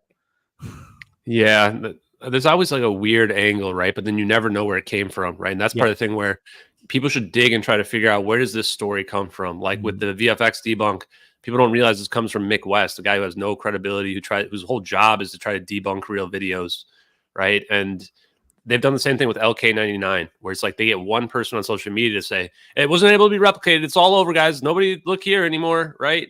And I'm like, wait a minute, I'm looking at flux pinning videos where like two of them that are like perfect flux pinning that how do you explain this? This rock is just floating, suspended in the air, And so it's like, you got to go back to the source on a lot of these claims. Cause I think you find that they start to break down if we use critical thinking, maybe not in all cases, but at least some of them.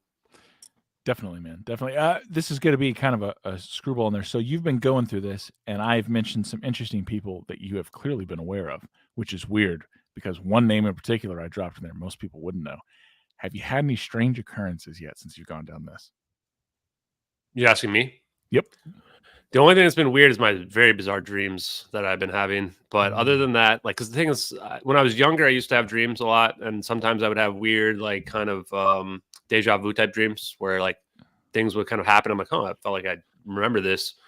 But recently, like in the last few years, like I had like 0 dreams that I remembered, and it got to the point where I was like, I wonder when I'm gonna have a dream I remember again. And since this stuff's been going on, like I've been having vivid dreams like almost every other night, probably. Some of them bizarre. I talk about some of them in my streams as well.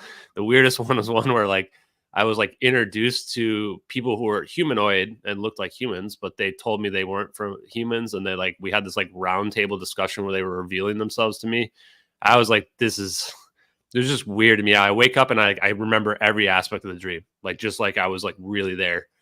And other than that, though, nothing too weird. I do keep waiting for, something to happen in my car, or like get in a car accident or something like that. But no, nothing too bizarre at the moment. You're too big. Somebody would actually approach and talk to you. Yeah, maybe. I don't know. I don't think of myself like that. I think that they don't. The reality is, I don't think they have any idea how to handle this situation. I don't think they've had a situation like this where somebody's just come out of the blue, out of nowhere, right?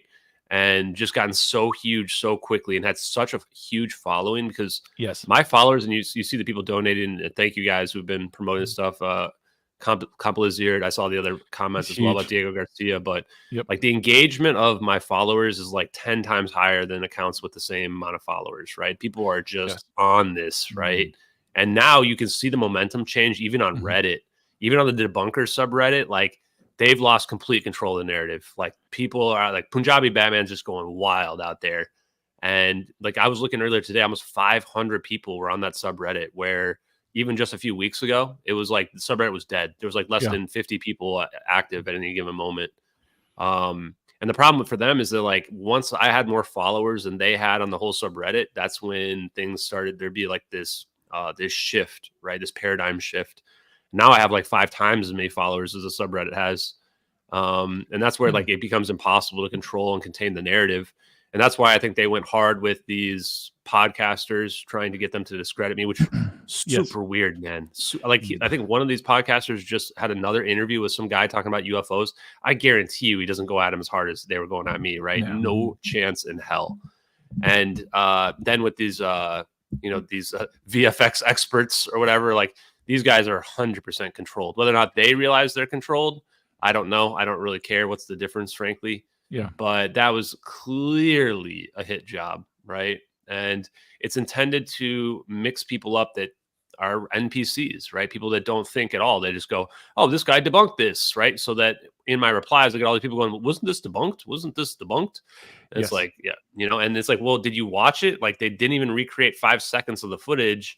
And then they sat around with Geordie LaForge glasses on, like trying to mock me. Like, how is that a debunk at all, right? It is clever social manipulation, though. It is, yeah. And they know. Then propaganda. It's absolutely. It's absolutely. I think that this, you could have gotten, the only reason you've gotten as far with this as you have is because Elon Musk bought Twitter. No, 100%, man. Yeah, otherwise 100%. this dies on they the vine. banned me off of Reddit because, they contained it, like. And this is why they're going after Elon Musk, man. Like, this is why they're going after him. This is why the advertisers are pulling out, why they're promoting the advertisers pulling out, is they're trying to get more to pull out, right? Because they lost control of the major social media account where they were able to manipulate the message, right? And once that goes away, the thing about brainwashing is that it works if you're being inundated with the same message everywhere. Once one person comes out and says, nope, that's not true anymore, then the brainwashing starts to get dispelled, right? The same people are going, wasn't this debunked? Now they hear, nope, it's not been debunked. They're getting 0 likes in their comments, right? Now that brainwashing starts to get dispelled, and it doesn't work anymore, and this is why they need to control all the social medias. And if they don't, then they're going to go at you hard. So this is the interesting thing that I don't think people talk about with YouTube now either, is we kind of always still look at YouTube as kind of a bit of the enemy, as far as censorship goes. But it feels a lot looser now than it did a while ago. We talk some crazy stuff on these shows with all the keywords in, and that like, we're getting full monetization on these. I mean, we don't make a lot out of it, granted, you know, through ads, because you don't. But it's still we went through a phase where everything we put out was yellow, limited monetization. Now everything's green. Well, there were a couple people that we had through in the midst of that. They're not going to let us do anything that for some reason, no matter what we said or did, when that person was on, everything was green and it got traction and it moved forward. You're like, huh, that was a terrible podcast. Like, why is that guy going well? It's obvious manipulation. It's obviously out there, but I think this is the combination of those two things doing. One of our people in the chat had suggested that their plan for this is just to ignore it and it'll go away. It's not going to go away. The buy off. So like, how could they buy you and turn you? If they buy you and then this is what I would do. If I was them and I was going to make Ashton stop doing this, I would have someone make a personal approach with actual money and actual terms. And I would lay out a plan. Hey man, instead of posting every day, I want you to post every other day for the next 3 months. And then I want you to post once a week. And then I want you to say, hey man, I'm busy with my life. We're talking this. You're not going to do any big podcasts because nobody's going to reach out. You're going to stay with the small ones. And eventually you just stop. And I'll pay you this amount of money. That's how that deal would go. Or sponsor you into your own podcast and say, hey, we're going to start toning this down. You're going to talk about weird stuff. And when people, brilliant people like Salvatore and all these others start coming, you're going to let them on, give them their chance. And as soon as they go away, you're going to discredit the points we want you to discredit. And this is how I want you to do it. That's exactly it, right? So that's what is it called? I don't know, because I already gave myself away with the DMT thing too fast. I'm trying to remember what it's called again. It's called it's not the forum sliding one, but there's another mechanism. Consensus cracking. So consensus cracking is where you get people to come out for one thing that sounds rational, right? And then they get you on board. And then you come out against it or whatever. And then now everybody's, okay, everybody agrees with Ashton. So like, that's exactly how it will go down, right? Like, pay Ashton. Okay, now this is the way we're going to get our way out of this, right? Oh, okay, I was just kidding. Maybe I come out against Punjabi Batman and, say that he doesn't do a good job or, whatever, and make it disappear, right? They can ignore everyone else if they can pull you out. Yeah. Yeah. And I mean, that's why I'm kind of surprised I haven't been talked to, but I think that they realize from the way that I act that I'm going to be extremely difficult to control probably. So we'll see. You have a security clearance, you have a psychological profile. They know. Yeah, yeah. Sure. I've noticed with your stuff, the cult thing being pushed a lot. Oh yeah. I find that really weird. Because it's like, no, I haven't joined a cult. I just think that video is real. Every time I repost something or post something yours, at some point someone will say, "Oh, the cult's strong here," or something along those lines, and you think it's not an organic thought. Yeah, no, it's not at all. They should pay me. I could come up with something so much better. God Almighty. I mean, I like you, Ashton. I appreciate what you're doing for the right amount of money. Yeah, I think you guys are gonna turn on me. Yeah, nah, don't worry. I don't trust anybody. Turn on you. I would wait till you leave the room, and I would start whispering the right thing. It's not about turning. It's about sowing doubt. No, that's the thing I always watch for. It's like in people's patterns of communication. You can always tell when someone's had proper training and practice with conversations when you watch how they can direct a conversation, how they can sow doubt, how they can turn topics. It's interesting to see, especially in like political environments, or you see it a lot in charity environments. The people who are just a little too good. It's like, where did you learn that? Is that just a natural ability? Because you got to have some of it. But damn, are you good? That's how you get the big checks. Well done. I could never figure that out. Yeah, and like I'm skeptical of people even that support me. Like right now, I just blocked a big account because like they're just doing an abrupt 180. Like I see this a lot with people as well, which goes to the same manipulative tactics that you were just talking about. This idea that, oh, I'm on your side, and then now they're trying to manipulate you by flipping around or what have you. Because like the reality is what I'll put out here. Like people like Jack Safari are complete frauds and completely controlled by the government. These are people that are trying to buy influence through fake scientific know-how. I know for a fact that this guy's in communication with the CIA and being controlled. So there's a guy named Jack Sarfati out there who's one of the biggest douchebags on the face of the planet. I reached out to him privately, you know, in DMs, and I was just super nice to him, and he just acted like a complete 2-year-old to me, like out for no reason whatsoever. Just trying to get, flame you. You know, and like this, and you compare someone like this to like real scientists and engineers like Salvatore Pais and stuff. It's like they're never trying to flame you. They're never trying to act like superior, right? And everyone who talked to me about this guy ahead of time told me he was just a complete loser and asshole as well. And it turns out he's exactly what people told me he was, right? And like when he dies, like he will simply fade and be forgotten, right? And that's just the reality of it for people like that. So when I see people trying to defend this guy, like don't defend people who act like this. Like this is not how genuine people act. Read your Bible as well, is what I would say, is that a lot of the quotes in the Bible can teach us lessons, even if you don't believe in religion, and even if you don't believe in organized religion, which once upon a time I was very against. Like, you know, if you want to act towards people the way you want them to act back to you, and don't expect people to act differently as well. Like when people act like that to me, then I'm not going to be nice to them in return, right? And that's the thing as well that people should remember. So, you know, when people are trying to condescend me and stuff like that, like it's going to be an instant get out of here, right? Yeah.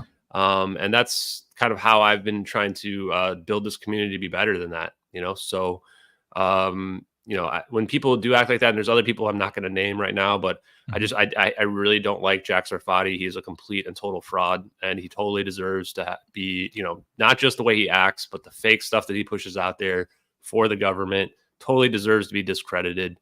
No one should listen to a word this guy says. And if you are, you're being misled. I'm sorry if you think that he's some kind of savior. The people you should trust the least are the ones that are telling you they have all the answers to your problems, right? Those are the ones you should trust the least in this world. It's a solid message right there, man. How do you know he's working with the CIA? Yeah, I mean, I have connections and contacts, and I've been digging into it a little bit as well. And so I even know who his handlers are, honestly, and I'm probably going to try to push it out there if they bug me too much. So, do that. you know, yeah, I mean, why not, right, at this point? See, you can settle something for Lee after the show. Tell him I don't work for the CIA. Yeah. And he'll finally let it go. Yeah. I'm not and giving I think back that the shirt, though. the more these guys come after me and attack me too, then the more I'll just push back, right? Like I'm a nice guy as long as people are nice to me as well. So it just doesn't, you know, if people want to be chill, just be chill, right? So far to date, like basically no one has apologized to me for the way they've acted towards me. Nobody had, I think only one person even asked to be unblocked that I actually kept unblocked because, you know, I made a mistake in that front. I've apologized to people when they've demanded apologies from me. I think it's just interesting how hubris and ego gets in the way for a lot of people where they're just completely unable to humble themselves.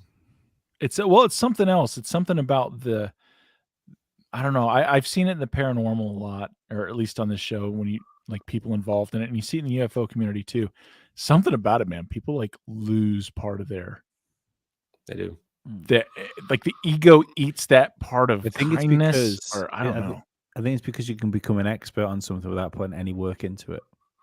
Yeah, Maybe right. that's it. Yeah, that's good. That's good. There's another person I won't name, but they're an orb expert, right? And they do this, all the red flags that I say, which is they try to tell people they know all the answers, right? And you gotta have your, you know, your red flag, your spider sense has got to be on when these people are telling you this kind of stuff, because it's really easy. In terms of somebody else who mentioned this cult of personalities that exist. Yeah, there's cults of personalities that exist, but that's not what's happening with me. It's like, for me, it's the evidence that's swaying people. For other people, I'm not out there telling them I have all the answers. I'm just telling you guys, here's what the evidence shows. And here's the evidence. I'm going to list it out for you, and you can come to your own conclusions. And a lot of people are like, hey, I follow Ashton, but I don't believe everything he's saying. I don't agree with everything he's saying. It's like, you know, I have no problem with that, right? It's the people that come that are, you know, claiming that, oh no, you're a fraud or like whatever. Like that's the people where it's like, okay, well, you know, bye then. Yeah. Yeah. No. If you're a fraud, you've took a big gamble on something working.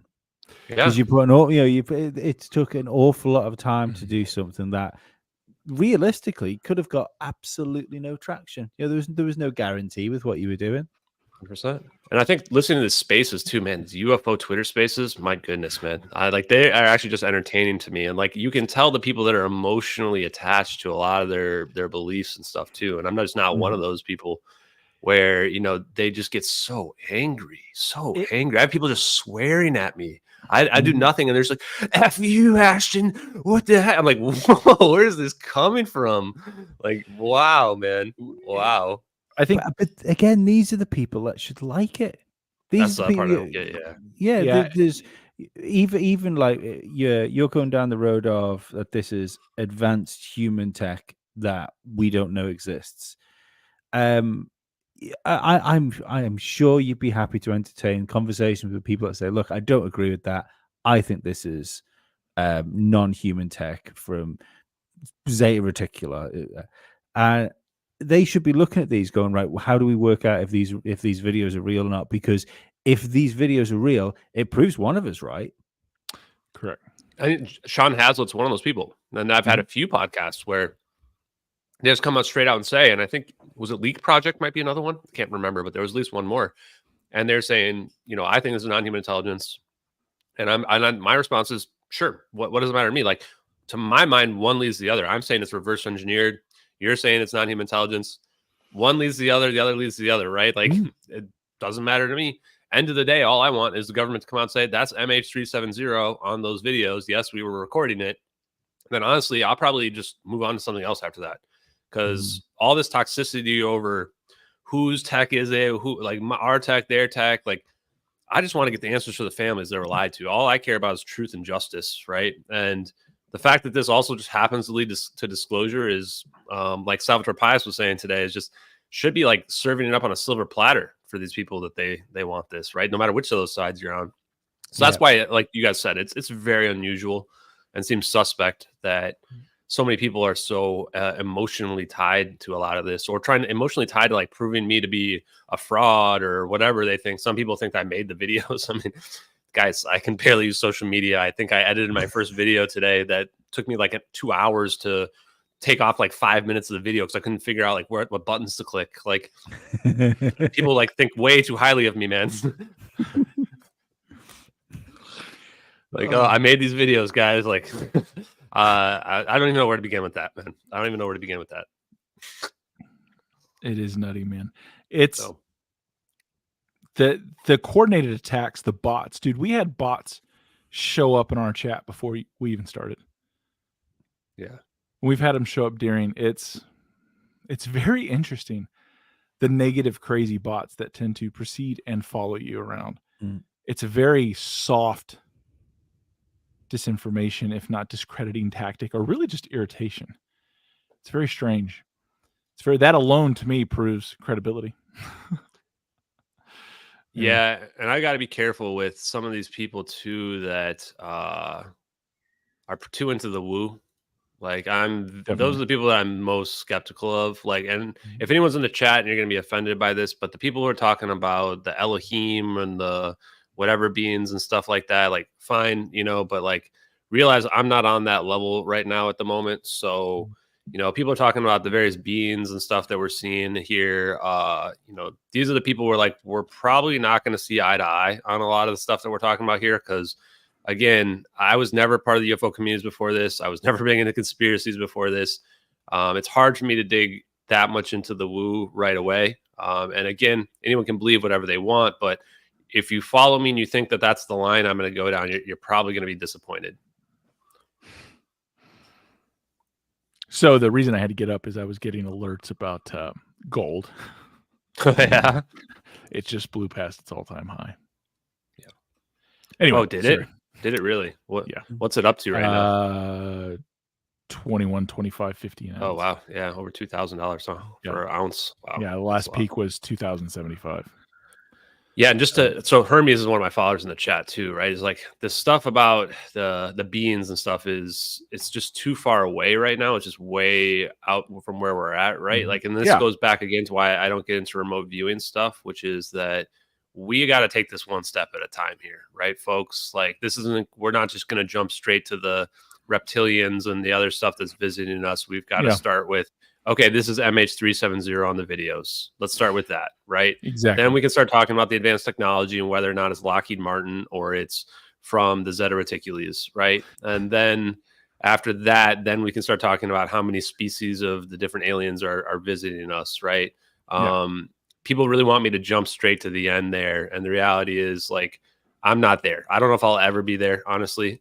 Yeah. I'm having a hard enough time understanding, like, coming to terms with the technology part. So one step at a time. There has to be some evidence for that sort of stuff, doesn't there? That's the top bottom of it. Yeah, like, I need to see the reptilian come on my front lawn before I'm going to feel pretty comfortable with this stuff, guys. That's I think you probably that's use a double entendre, man. I would have picked. I would like to see him show up, but you know, whatever proof you need, brother.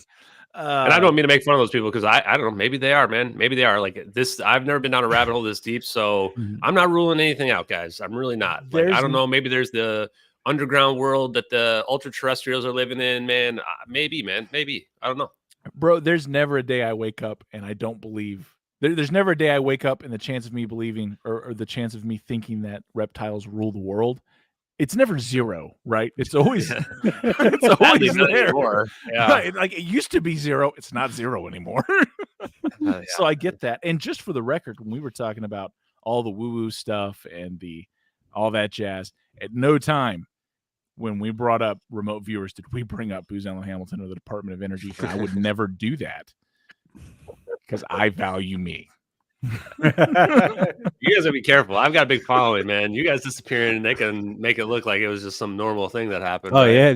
We're talking about they would call me to make this. Yeah. No, if I disappeared, it just looked like my internet connection went off. But yeah, no.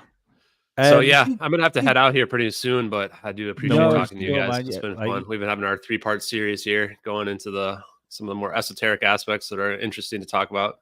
Cool. Yeah, what are you jumping on next so we can pump it here? I don't want to compete with you at all. Whenever you guys want. Yeah, I'm not sure. I've got a full slate this next week, and I've got another like 6 requests or so that I'm supposed to try to slot in the next week. But yeah, I know I'm going to take a little bit of break around Christmas. I mean, I probably still post stuff, but I'm probably not going to try to do as many appearances around then. And hopefully the Tim Pool thing won't get nixed, right? And hopefully we'll have other big podcasters as well to talk to us. Lex Friedman, if you're out there, come talk to me. I've been doing memes with Lex because I really want to talk to him, man. I just I feel like I'd have a sweet conversation. I actually was just looking on Twitter earlier and saw that he had talked to somebody about what dark matter is and all this stuff, and I'm just going, oh man, I'm gonna love talking to this guy. Like, come on, let's please, Lex. And these people must have seen it. They know it's going on. They absolutely do. Yeah. So, all right, man. Well, you just want to wrap it up, man. We've been going hour 46. Well, we keep saying, oh, we'll speak to you in a few weeks, and then something mega happens. Yeah. And it's Ashton, will you come on for 15 minutes, Douglas? Next thing I know, we're talking for an hour and a half. Yeah, no, it's good. I'm probably gonna go live on my stream after I finish eating, and I don't know, maybe take a shower, just chill out a little bit. But yeah, I love talking to you guys, and I can't wait for us to sell out together. So yeah, if you get a call from the CIA or whatever, give me a ring. Tell them that, dude, I'm calling you right away. And CIA doesn't have the money. We're gonna wait for the people that really got the money. We'll do. We'll hold out, right? Hell yeah, we're gonna hold out. There's always other offers. Tell me, make them tell me what fake narrative I've got to push out there for people to get them off the scent or whatever. It's gonna be tough at this point. We've really stacked evidence pretty high. So yeah, I think the first one's gonna be that the Kardashians are not reptiles. I think if we can sell that, they're in for us, right? Yeah. I'm just kidding. Kardashians, lawyers, don't fucking email us. Yeah, you're not. But not at all. Right, let's wrap this up. Ashton, thank you very much for coming on again. Thanks, Dave, man. You were here. And everyone else, thanks for being in the chat. Bye-bye. Welcome back, ladies and gentlemen. This is War Room. I'm your host, Harrison Smith. Very happy to welcome my guest, Ashton Forbes, for possibly one of the most highly anticipated interviews of my time at InfoWars, let alone hosting the War Room.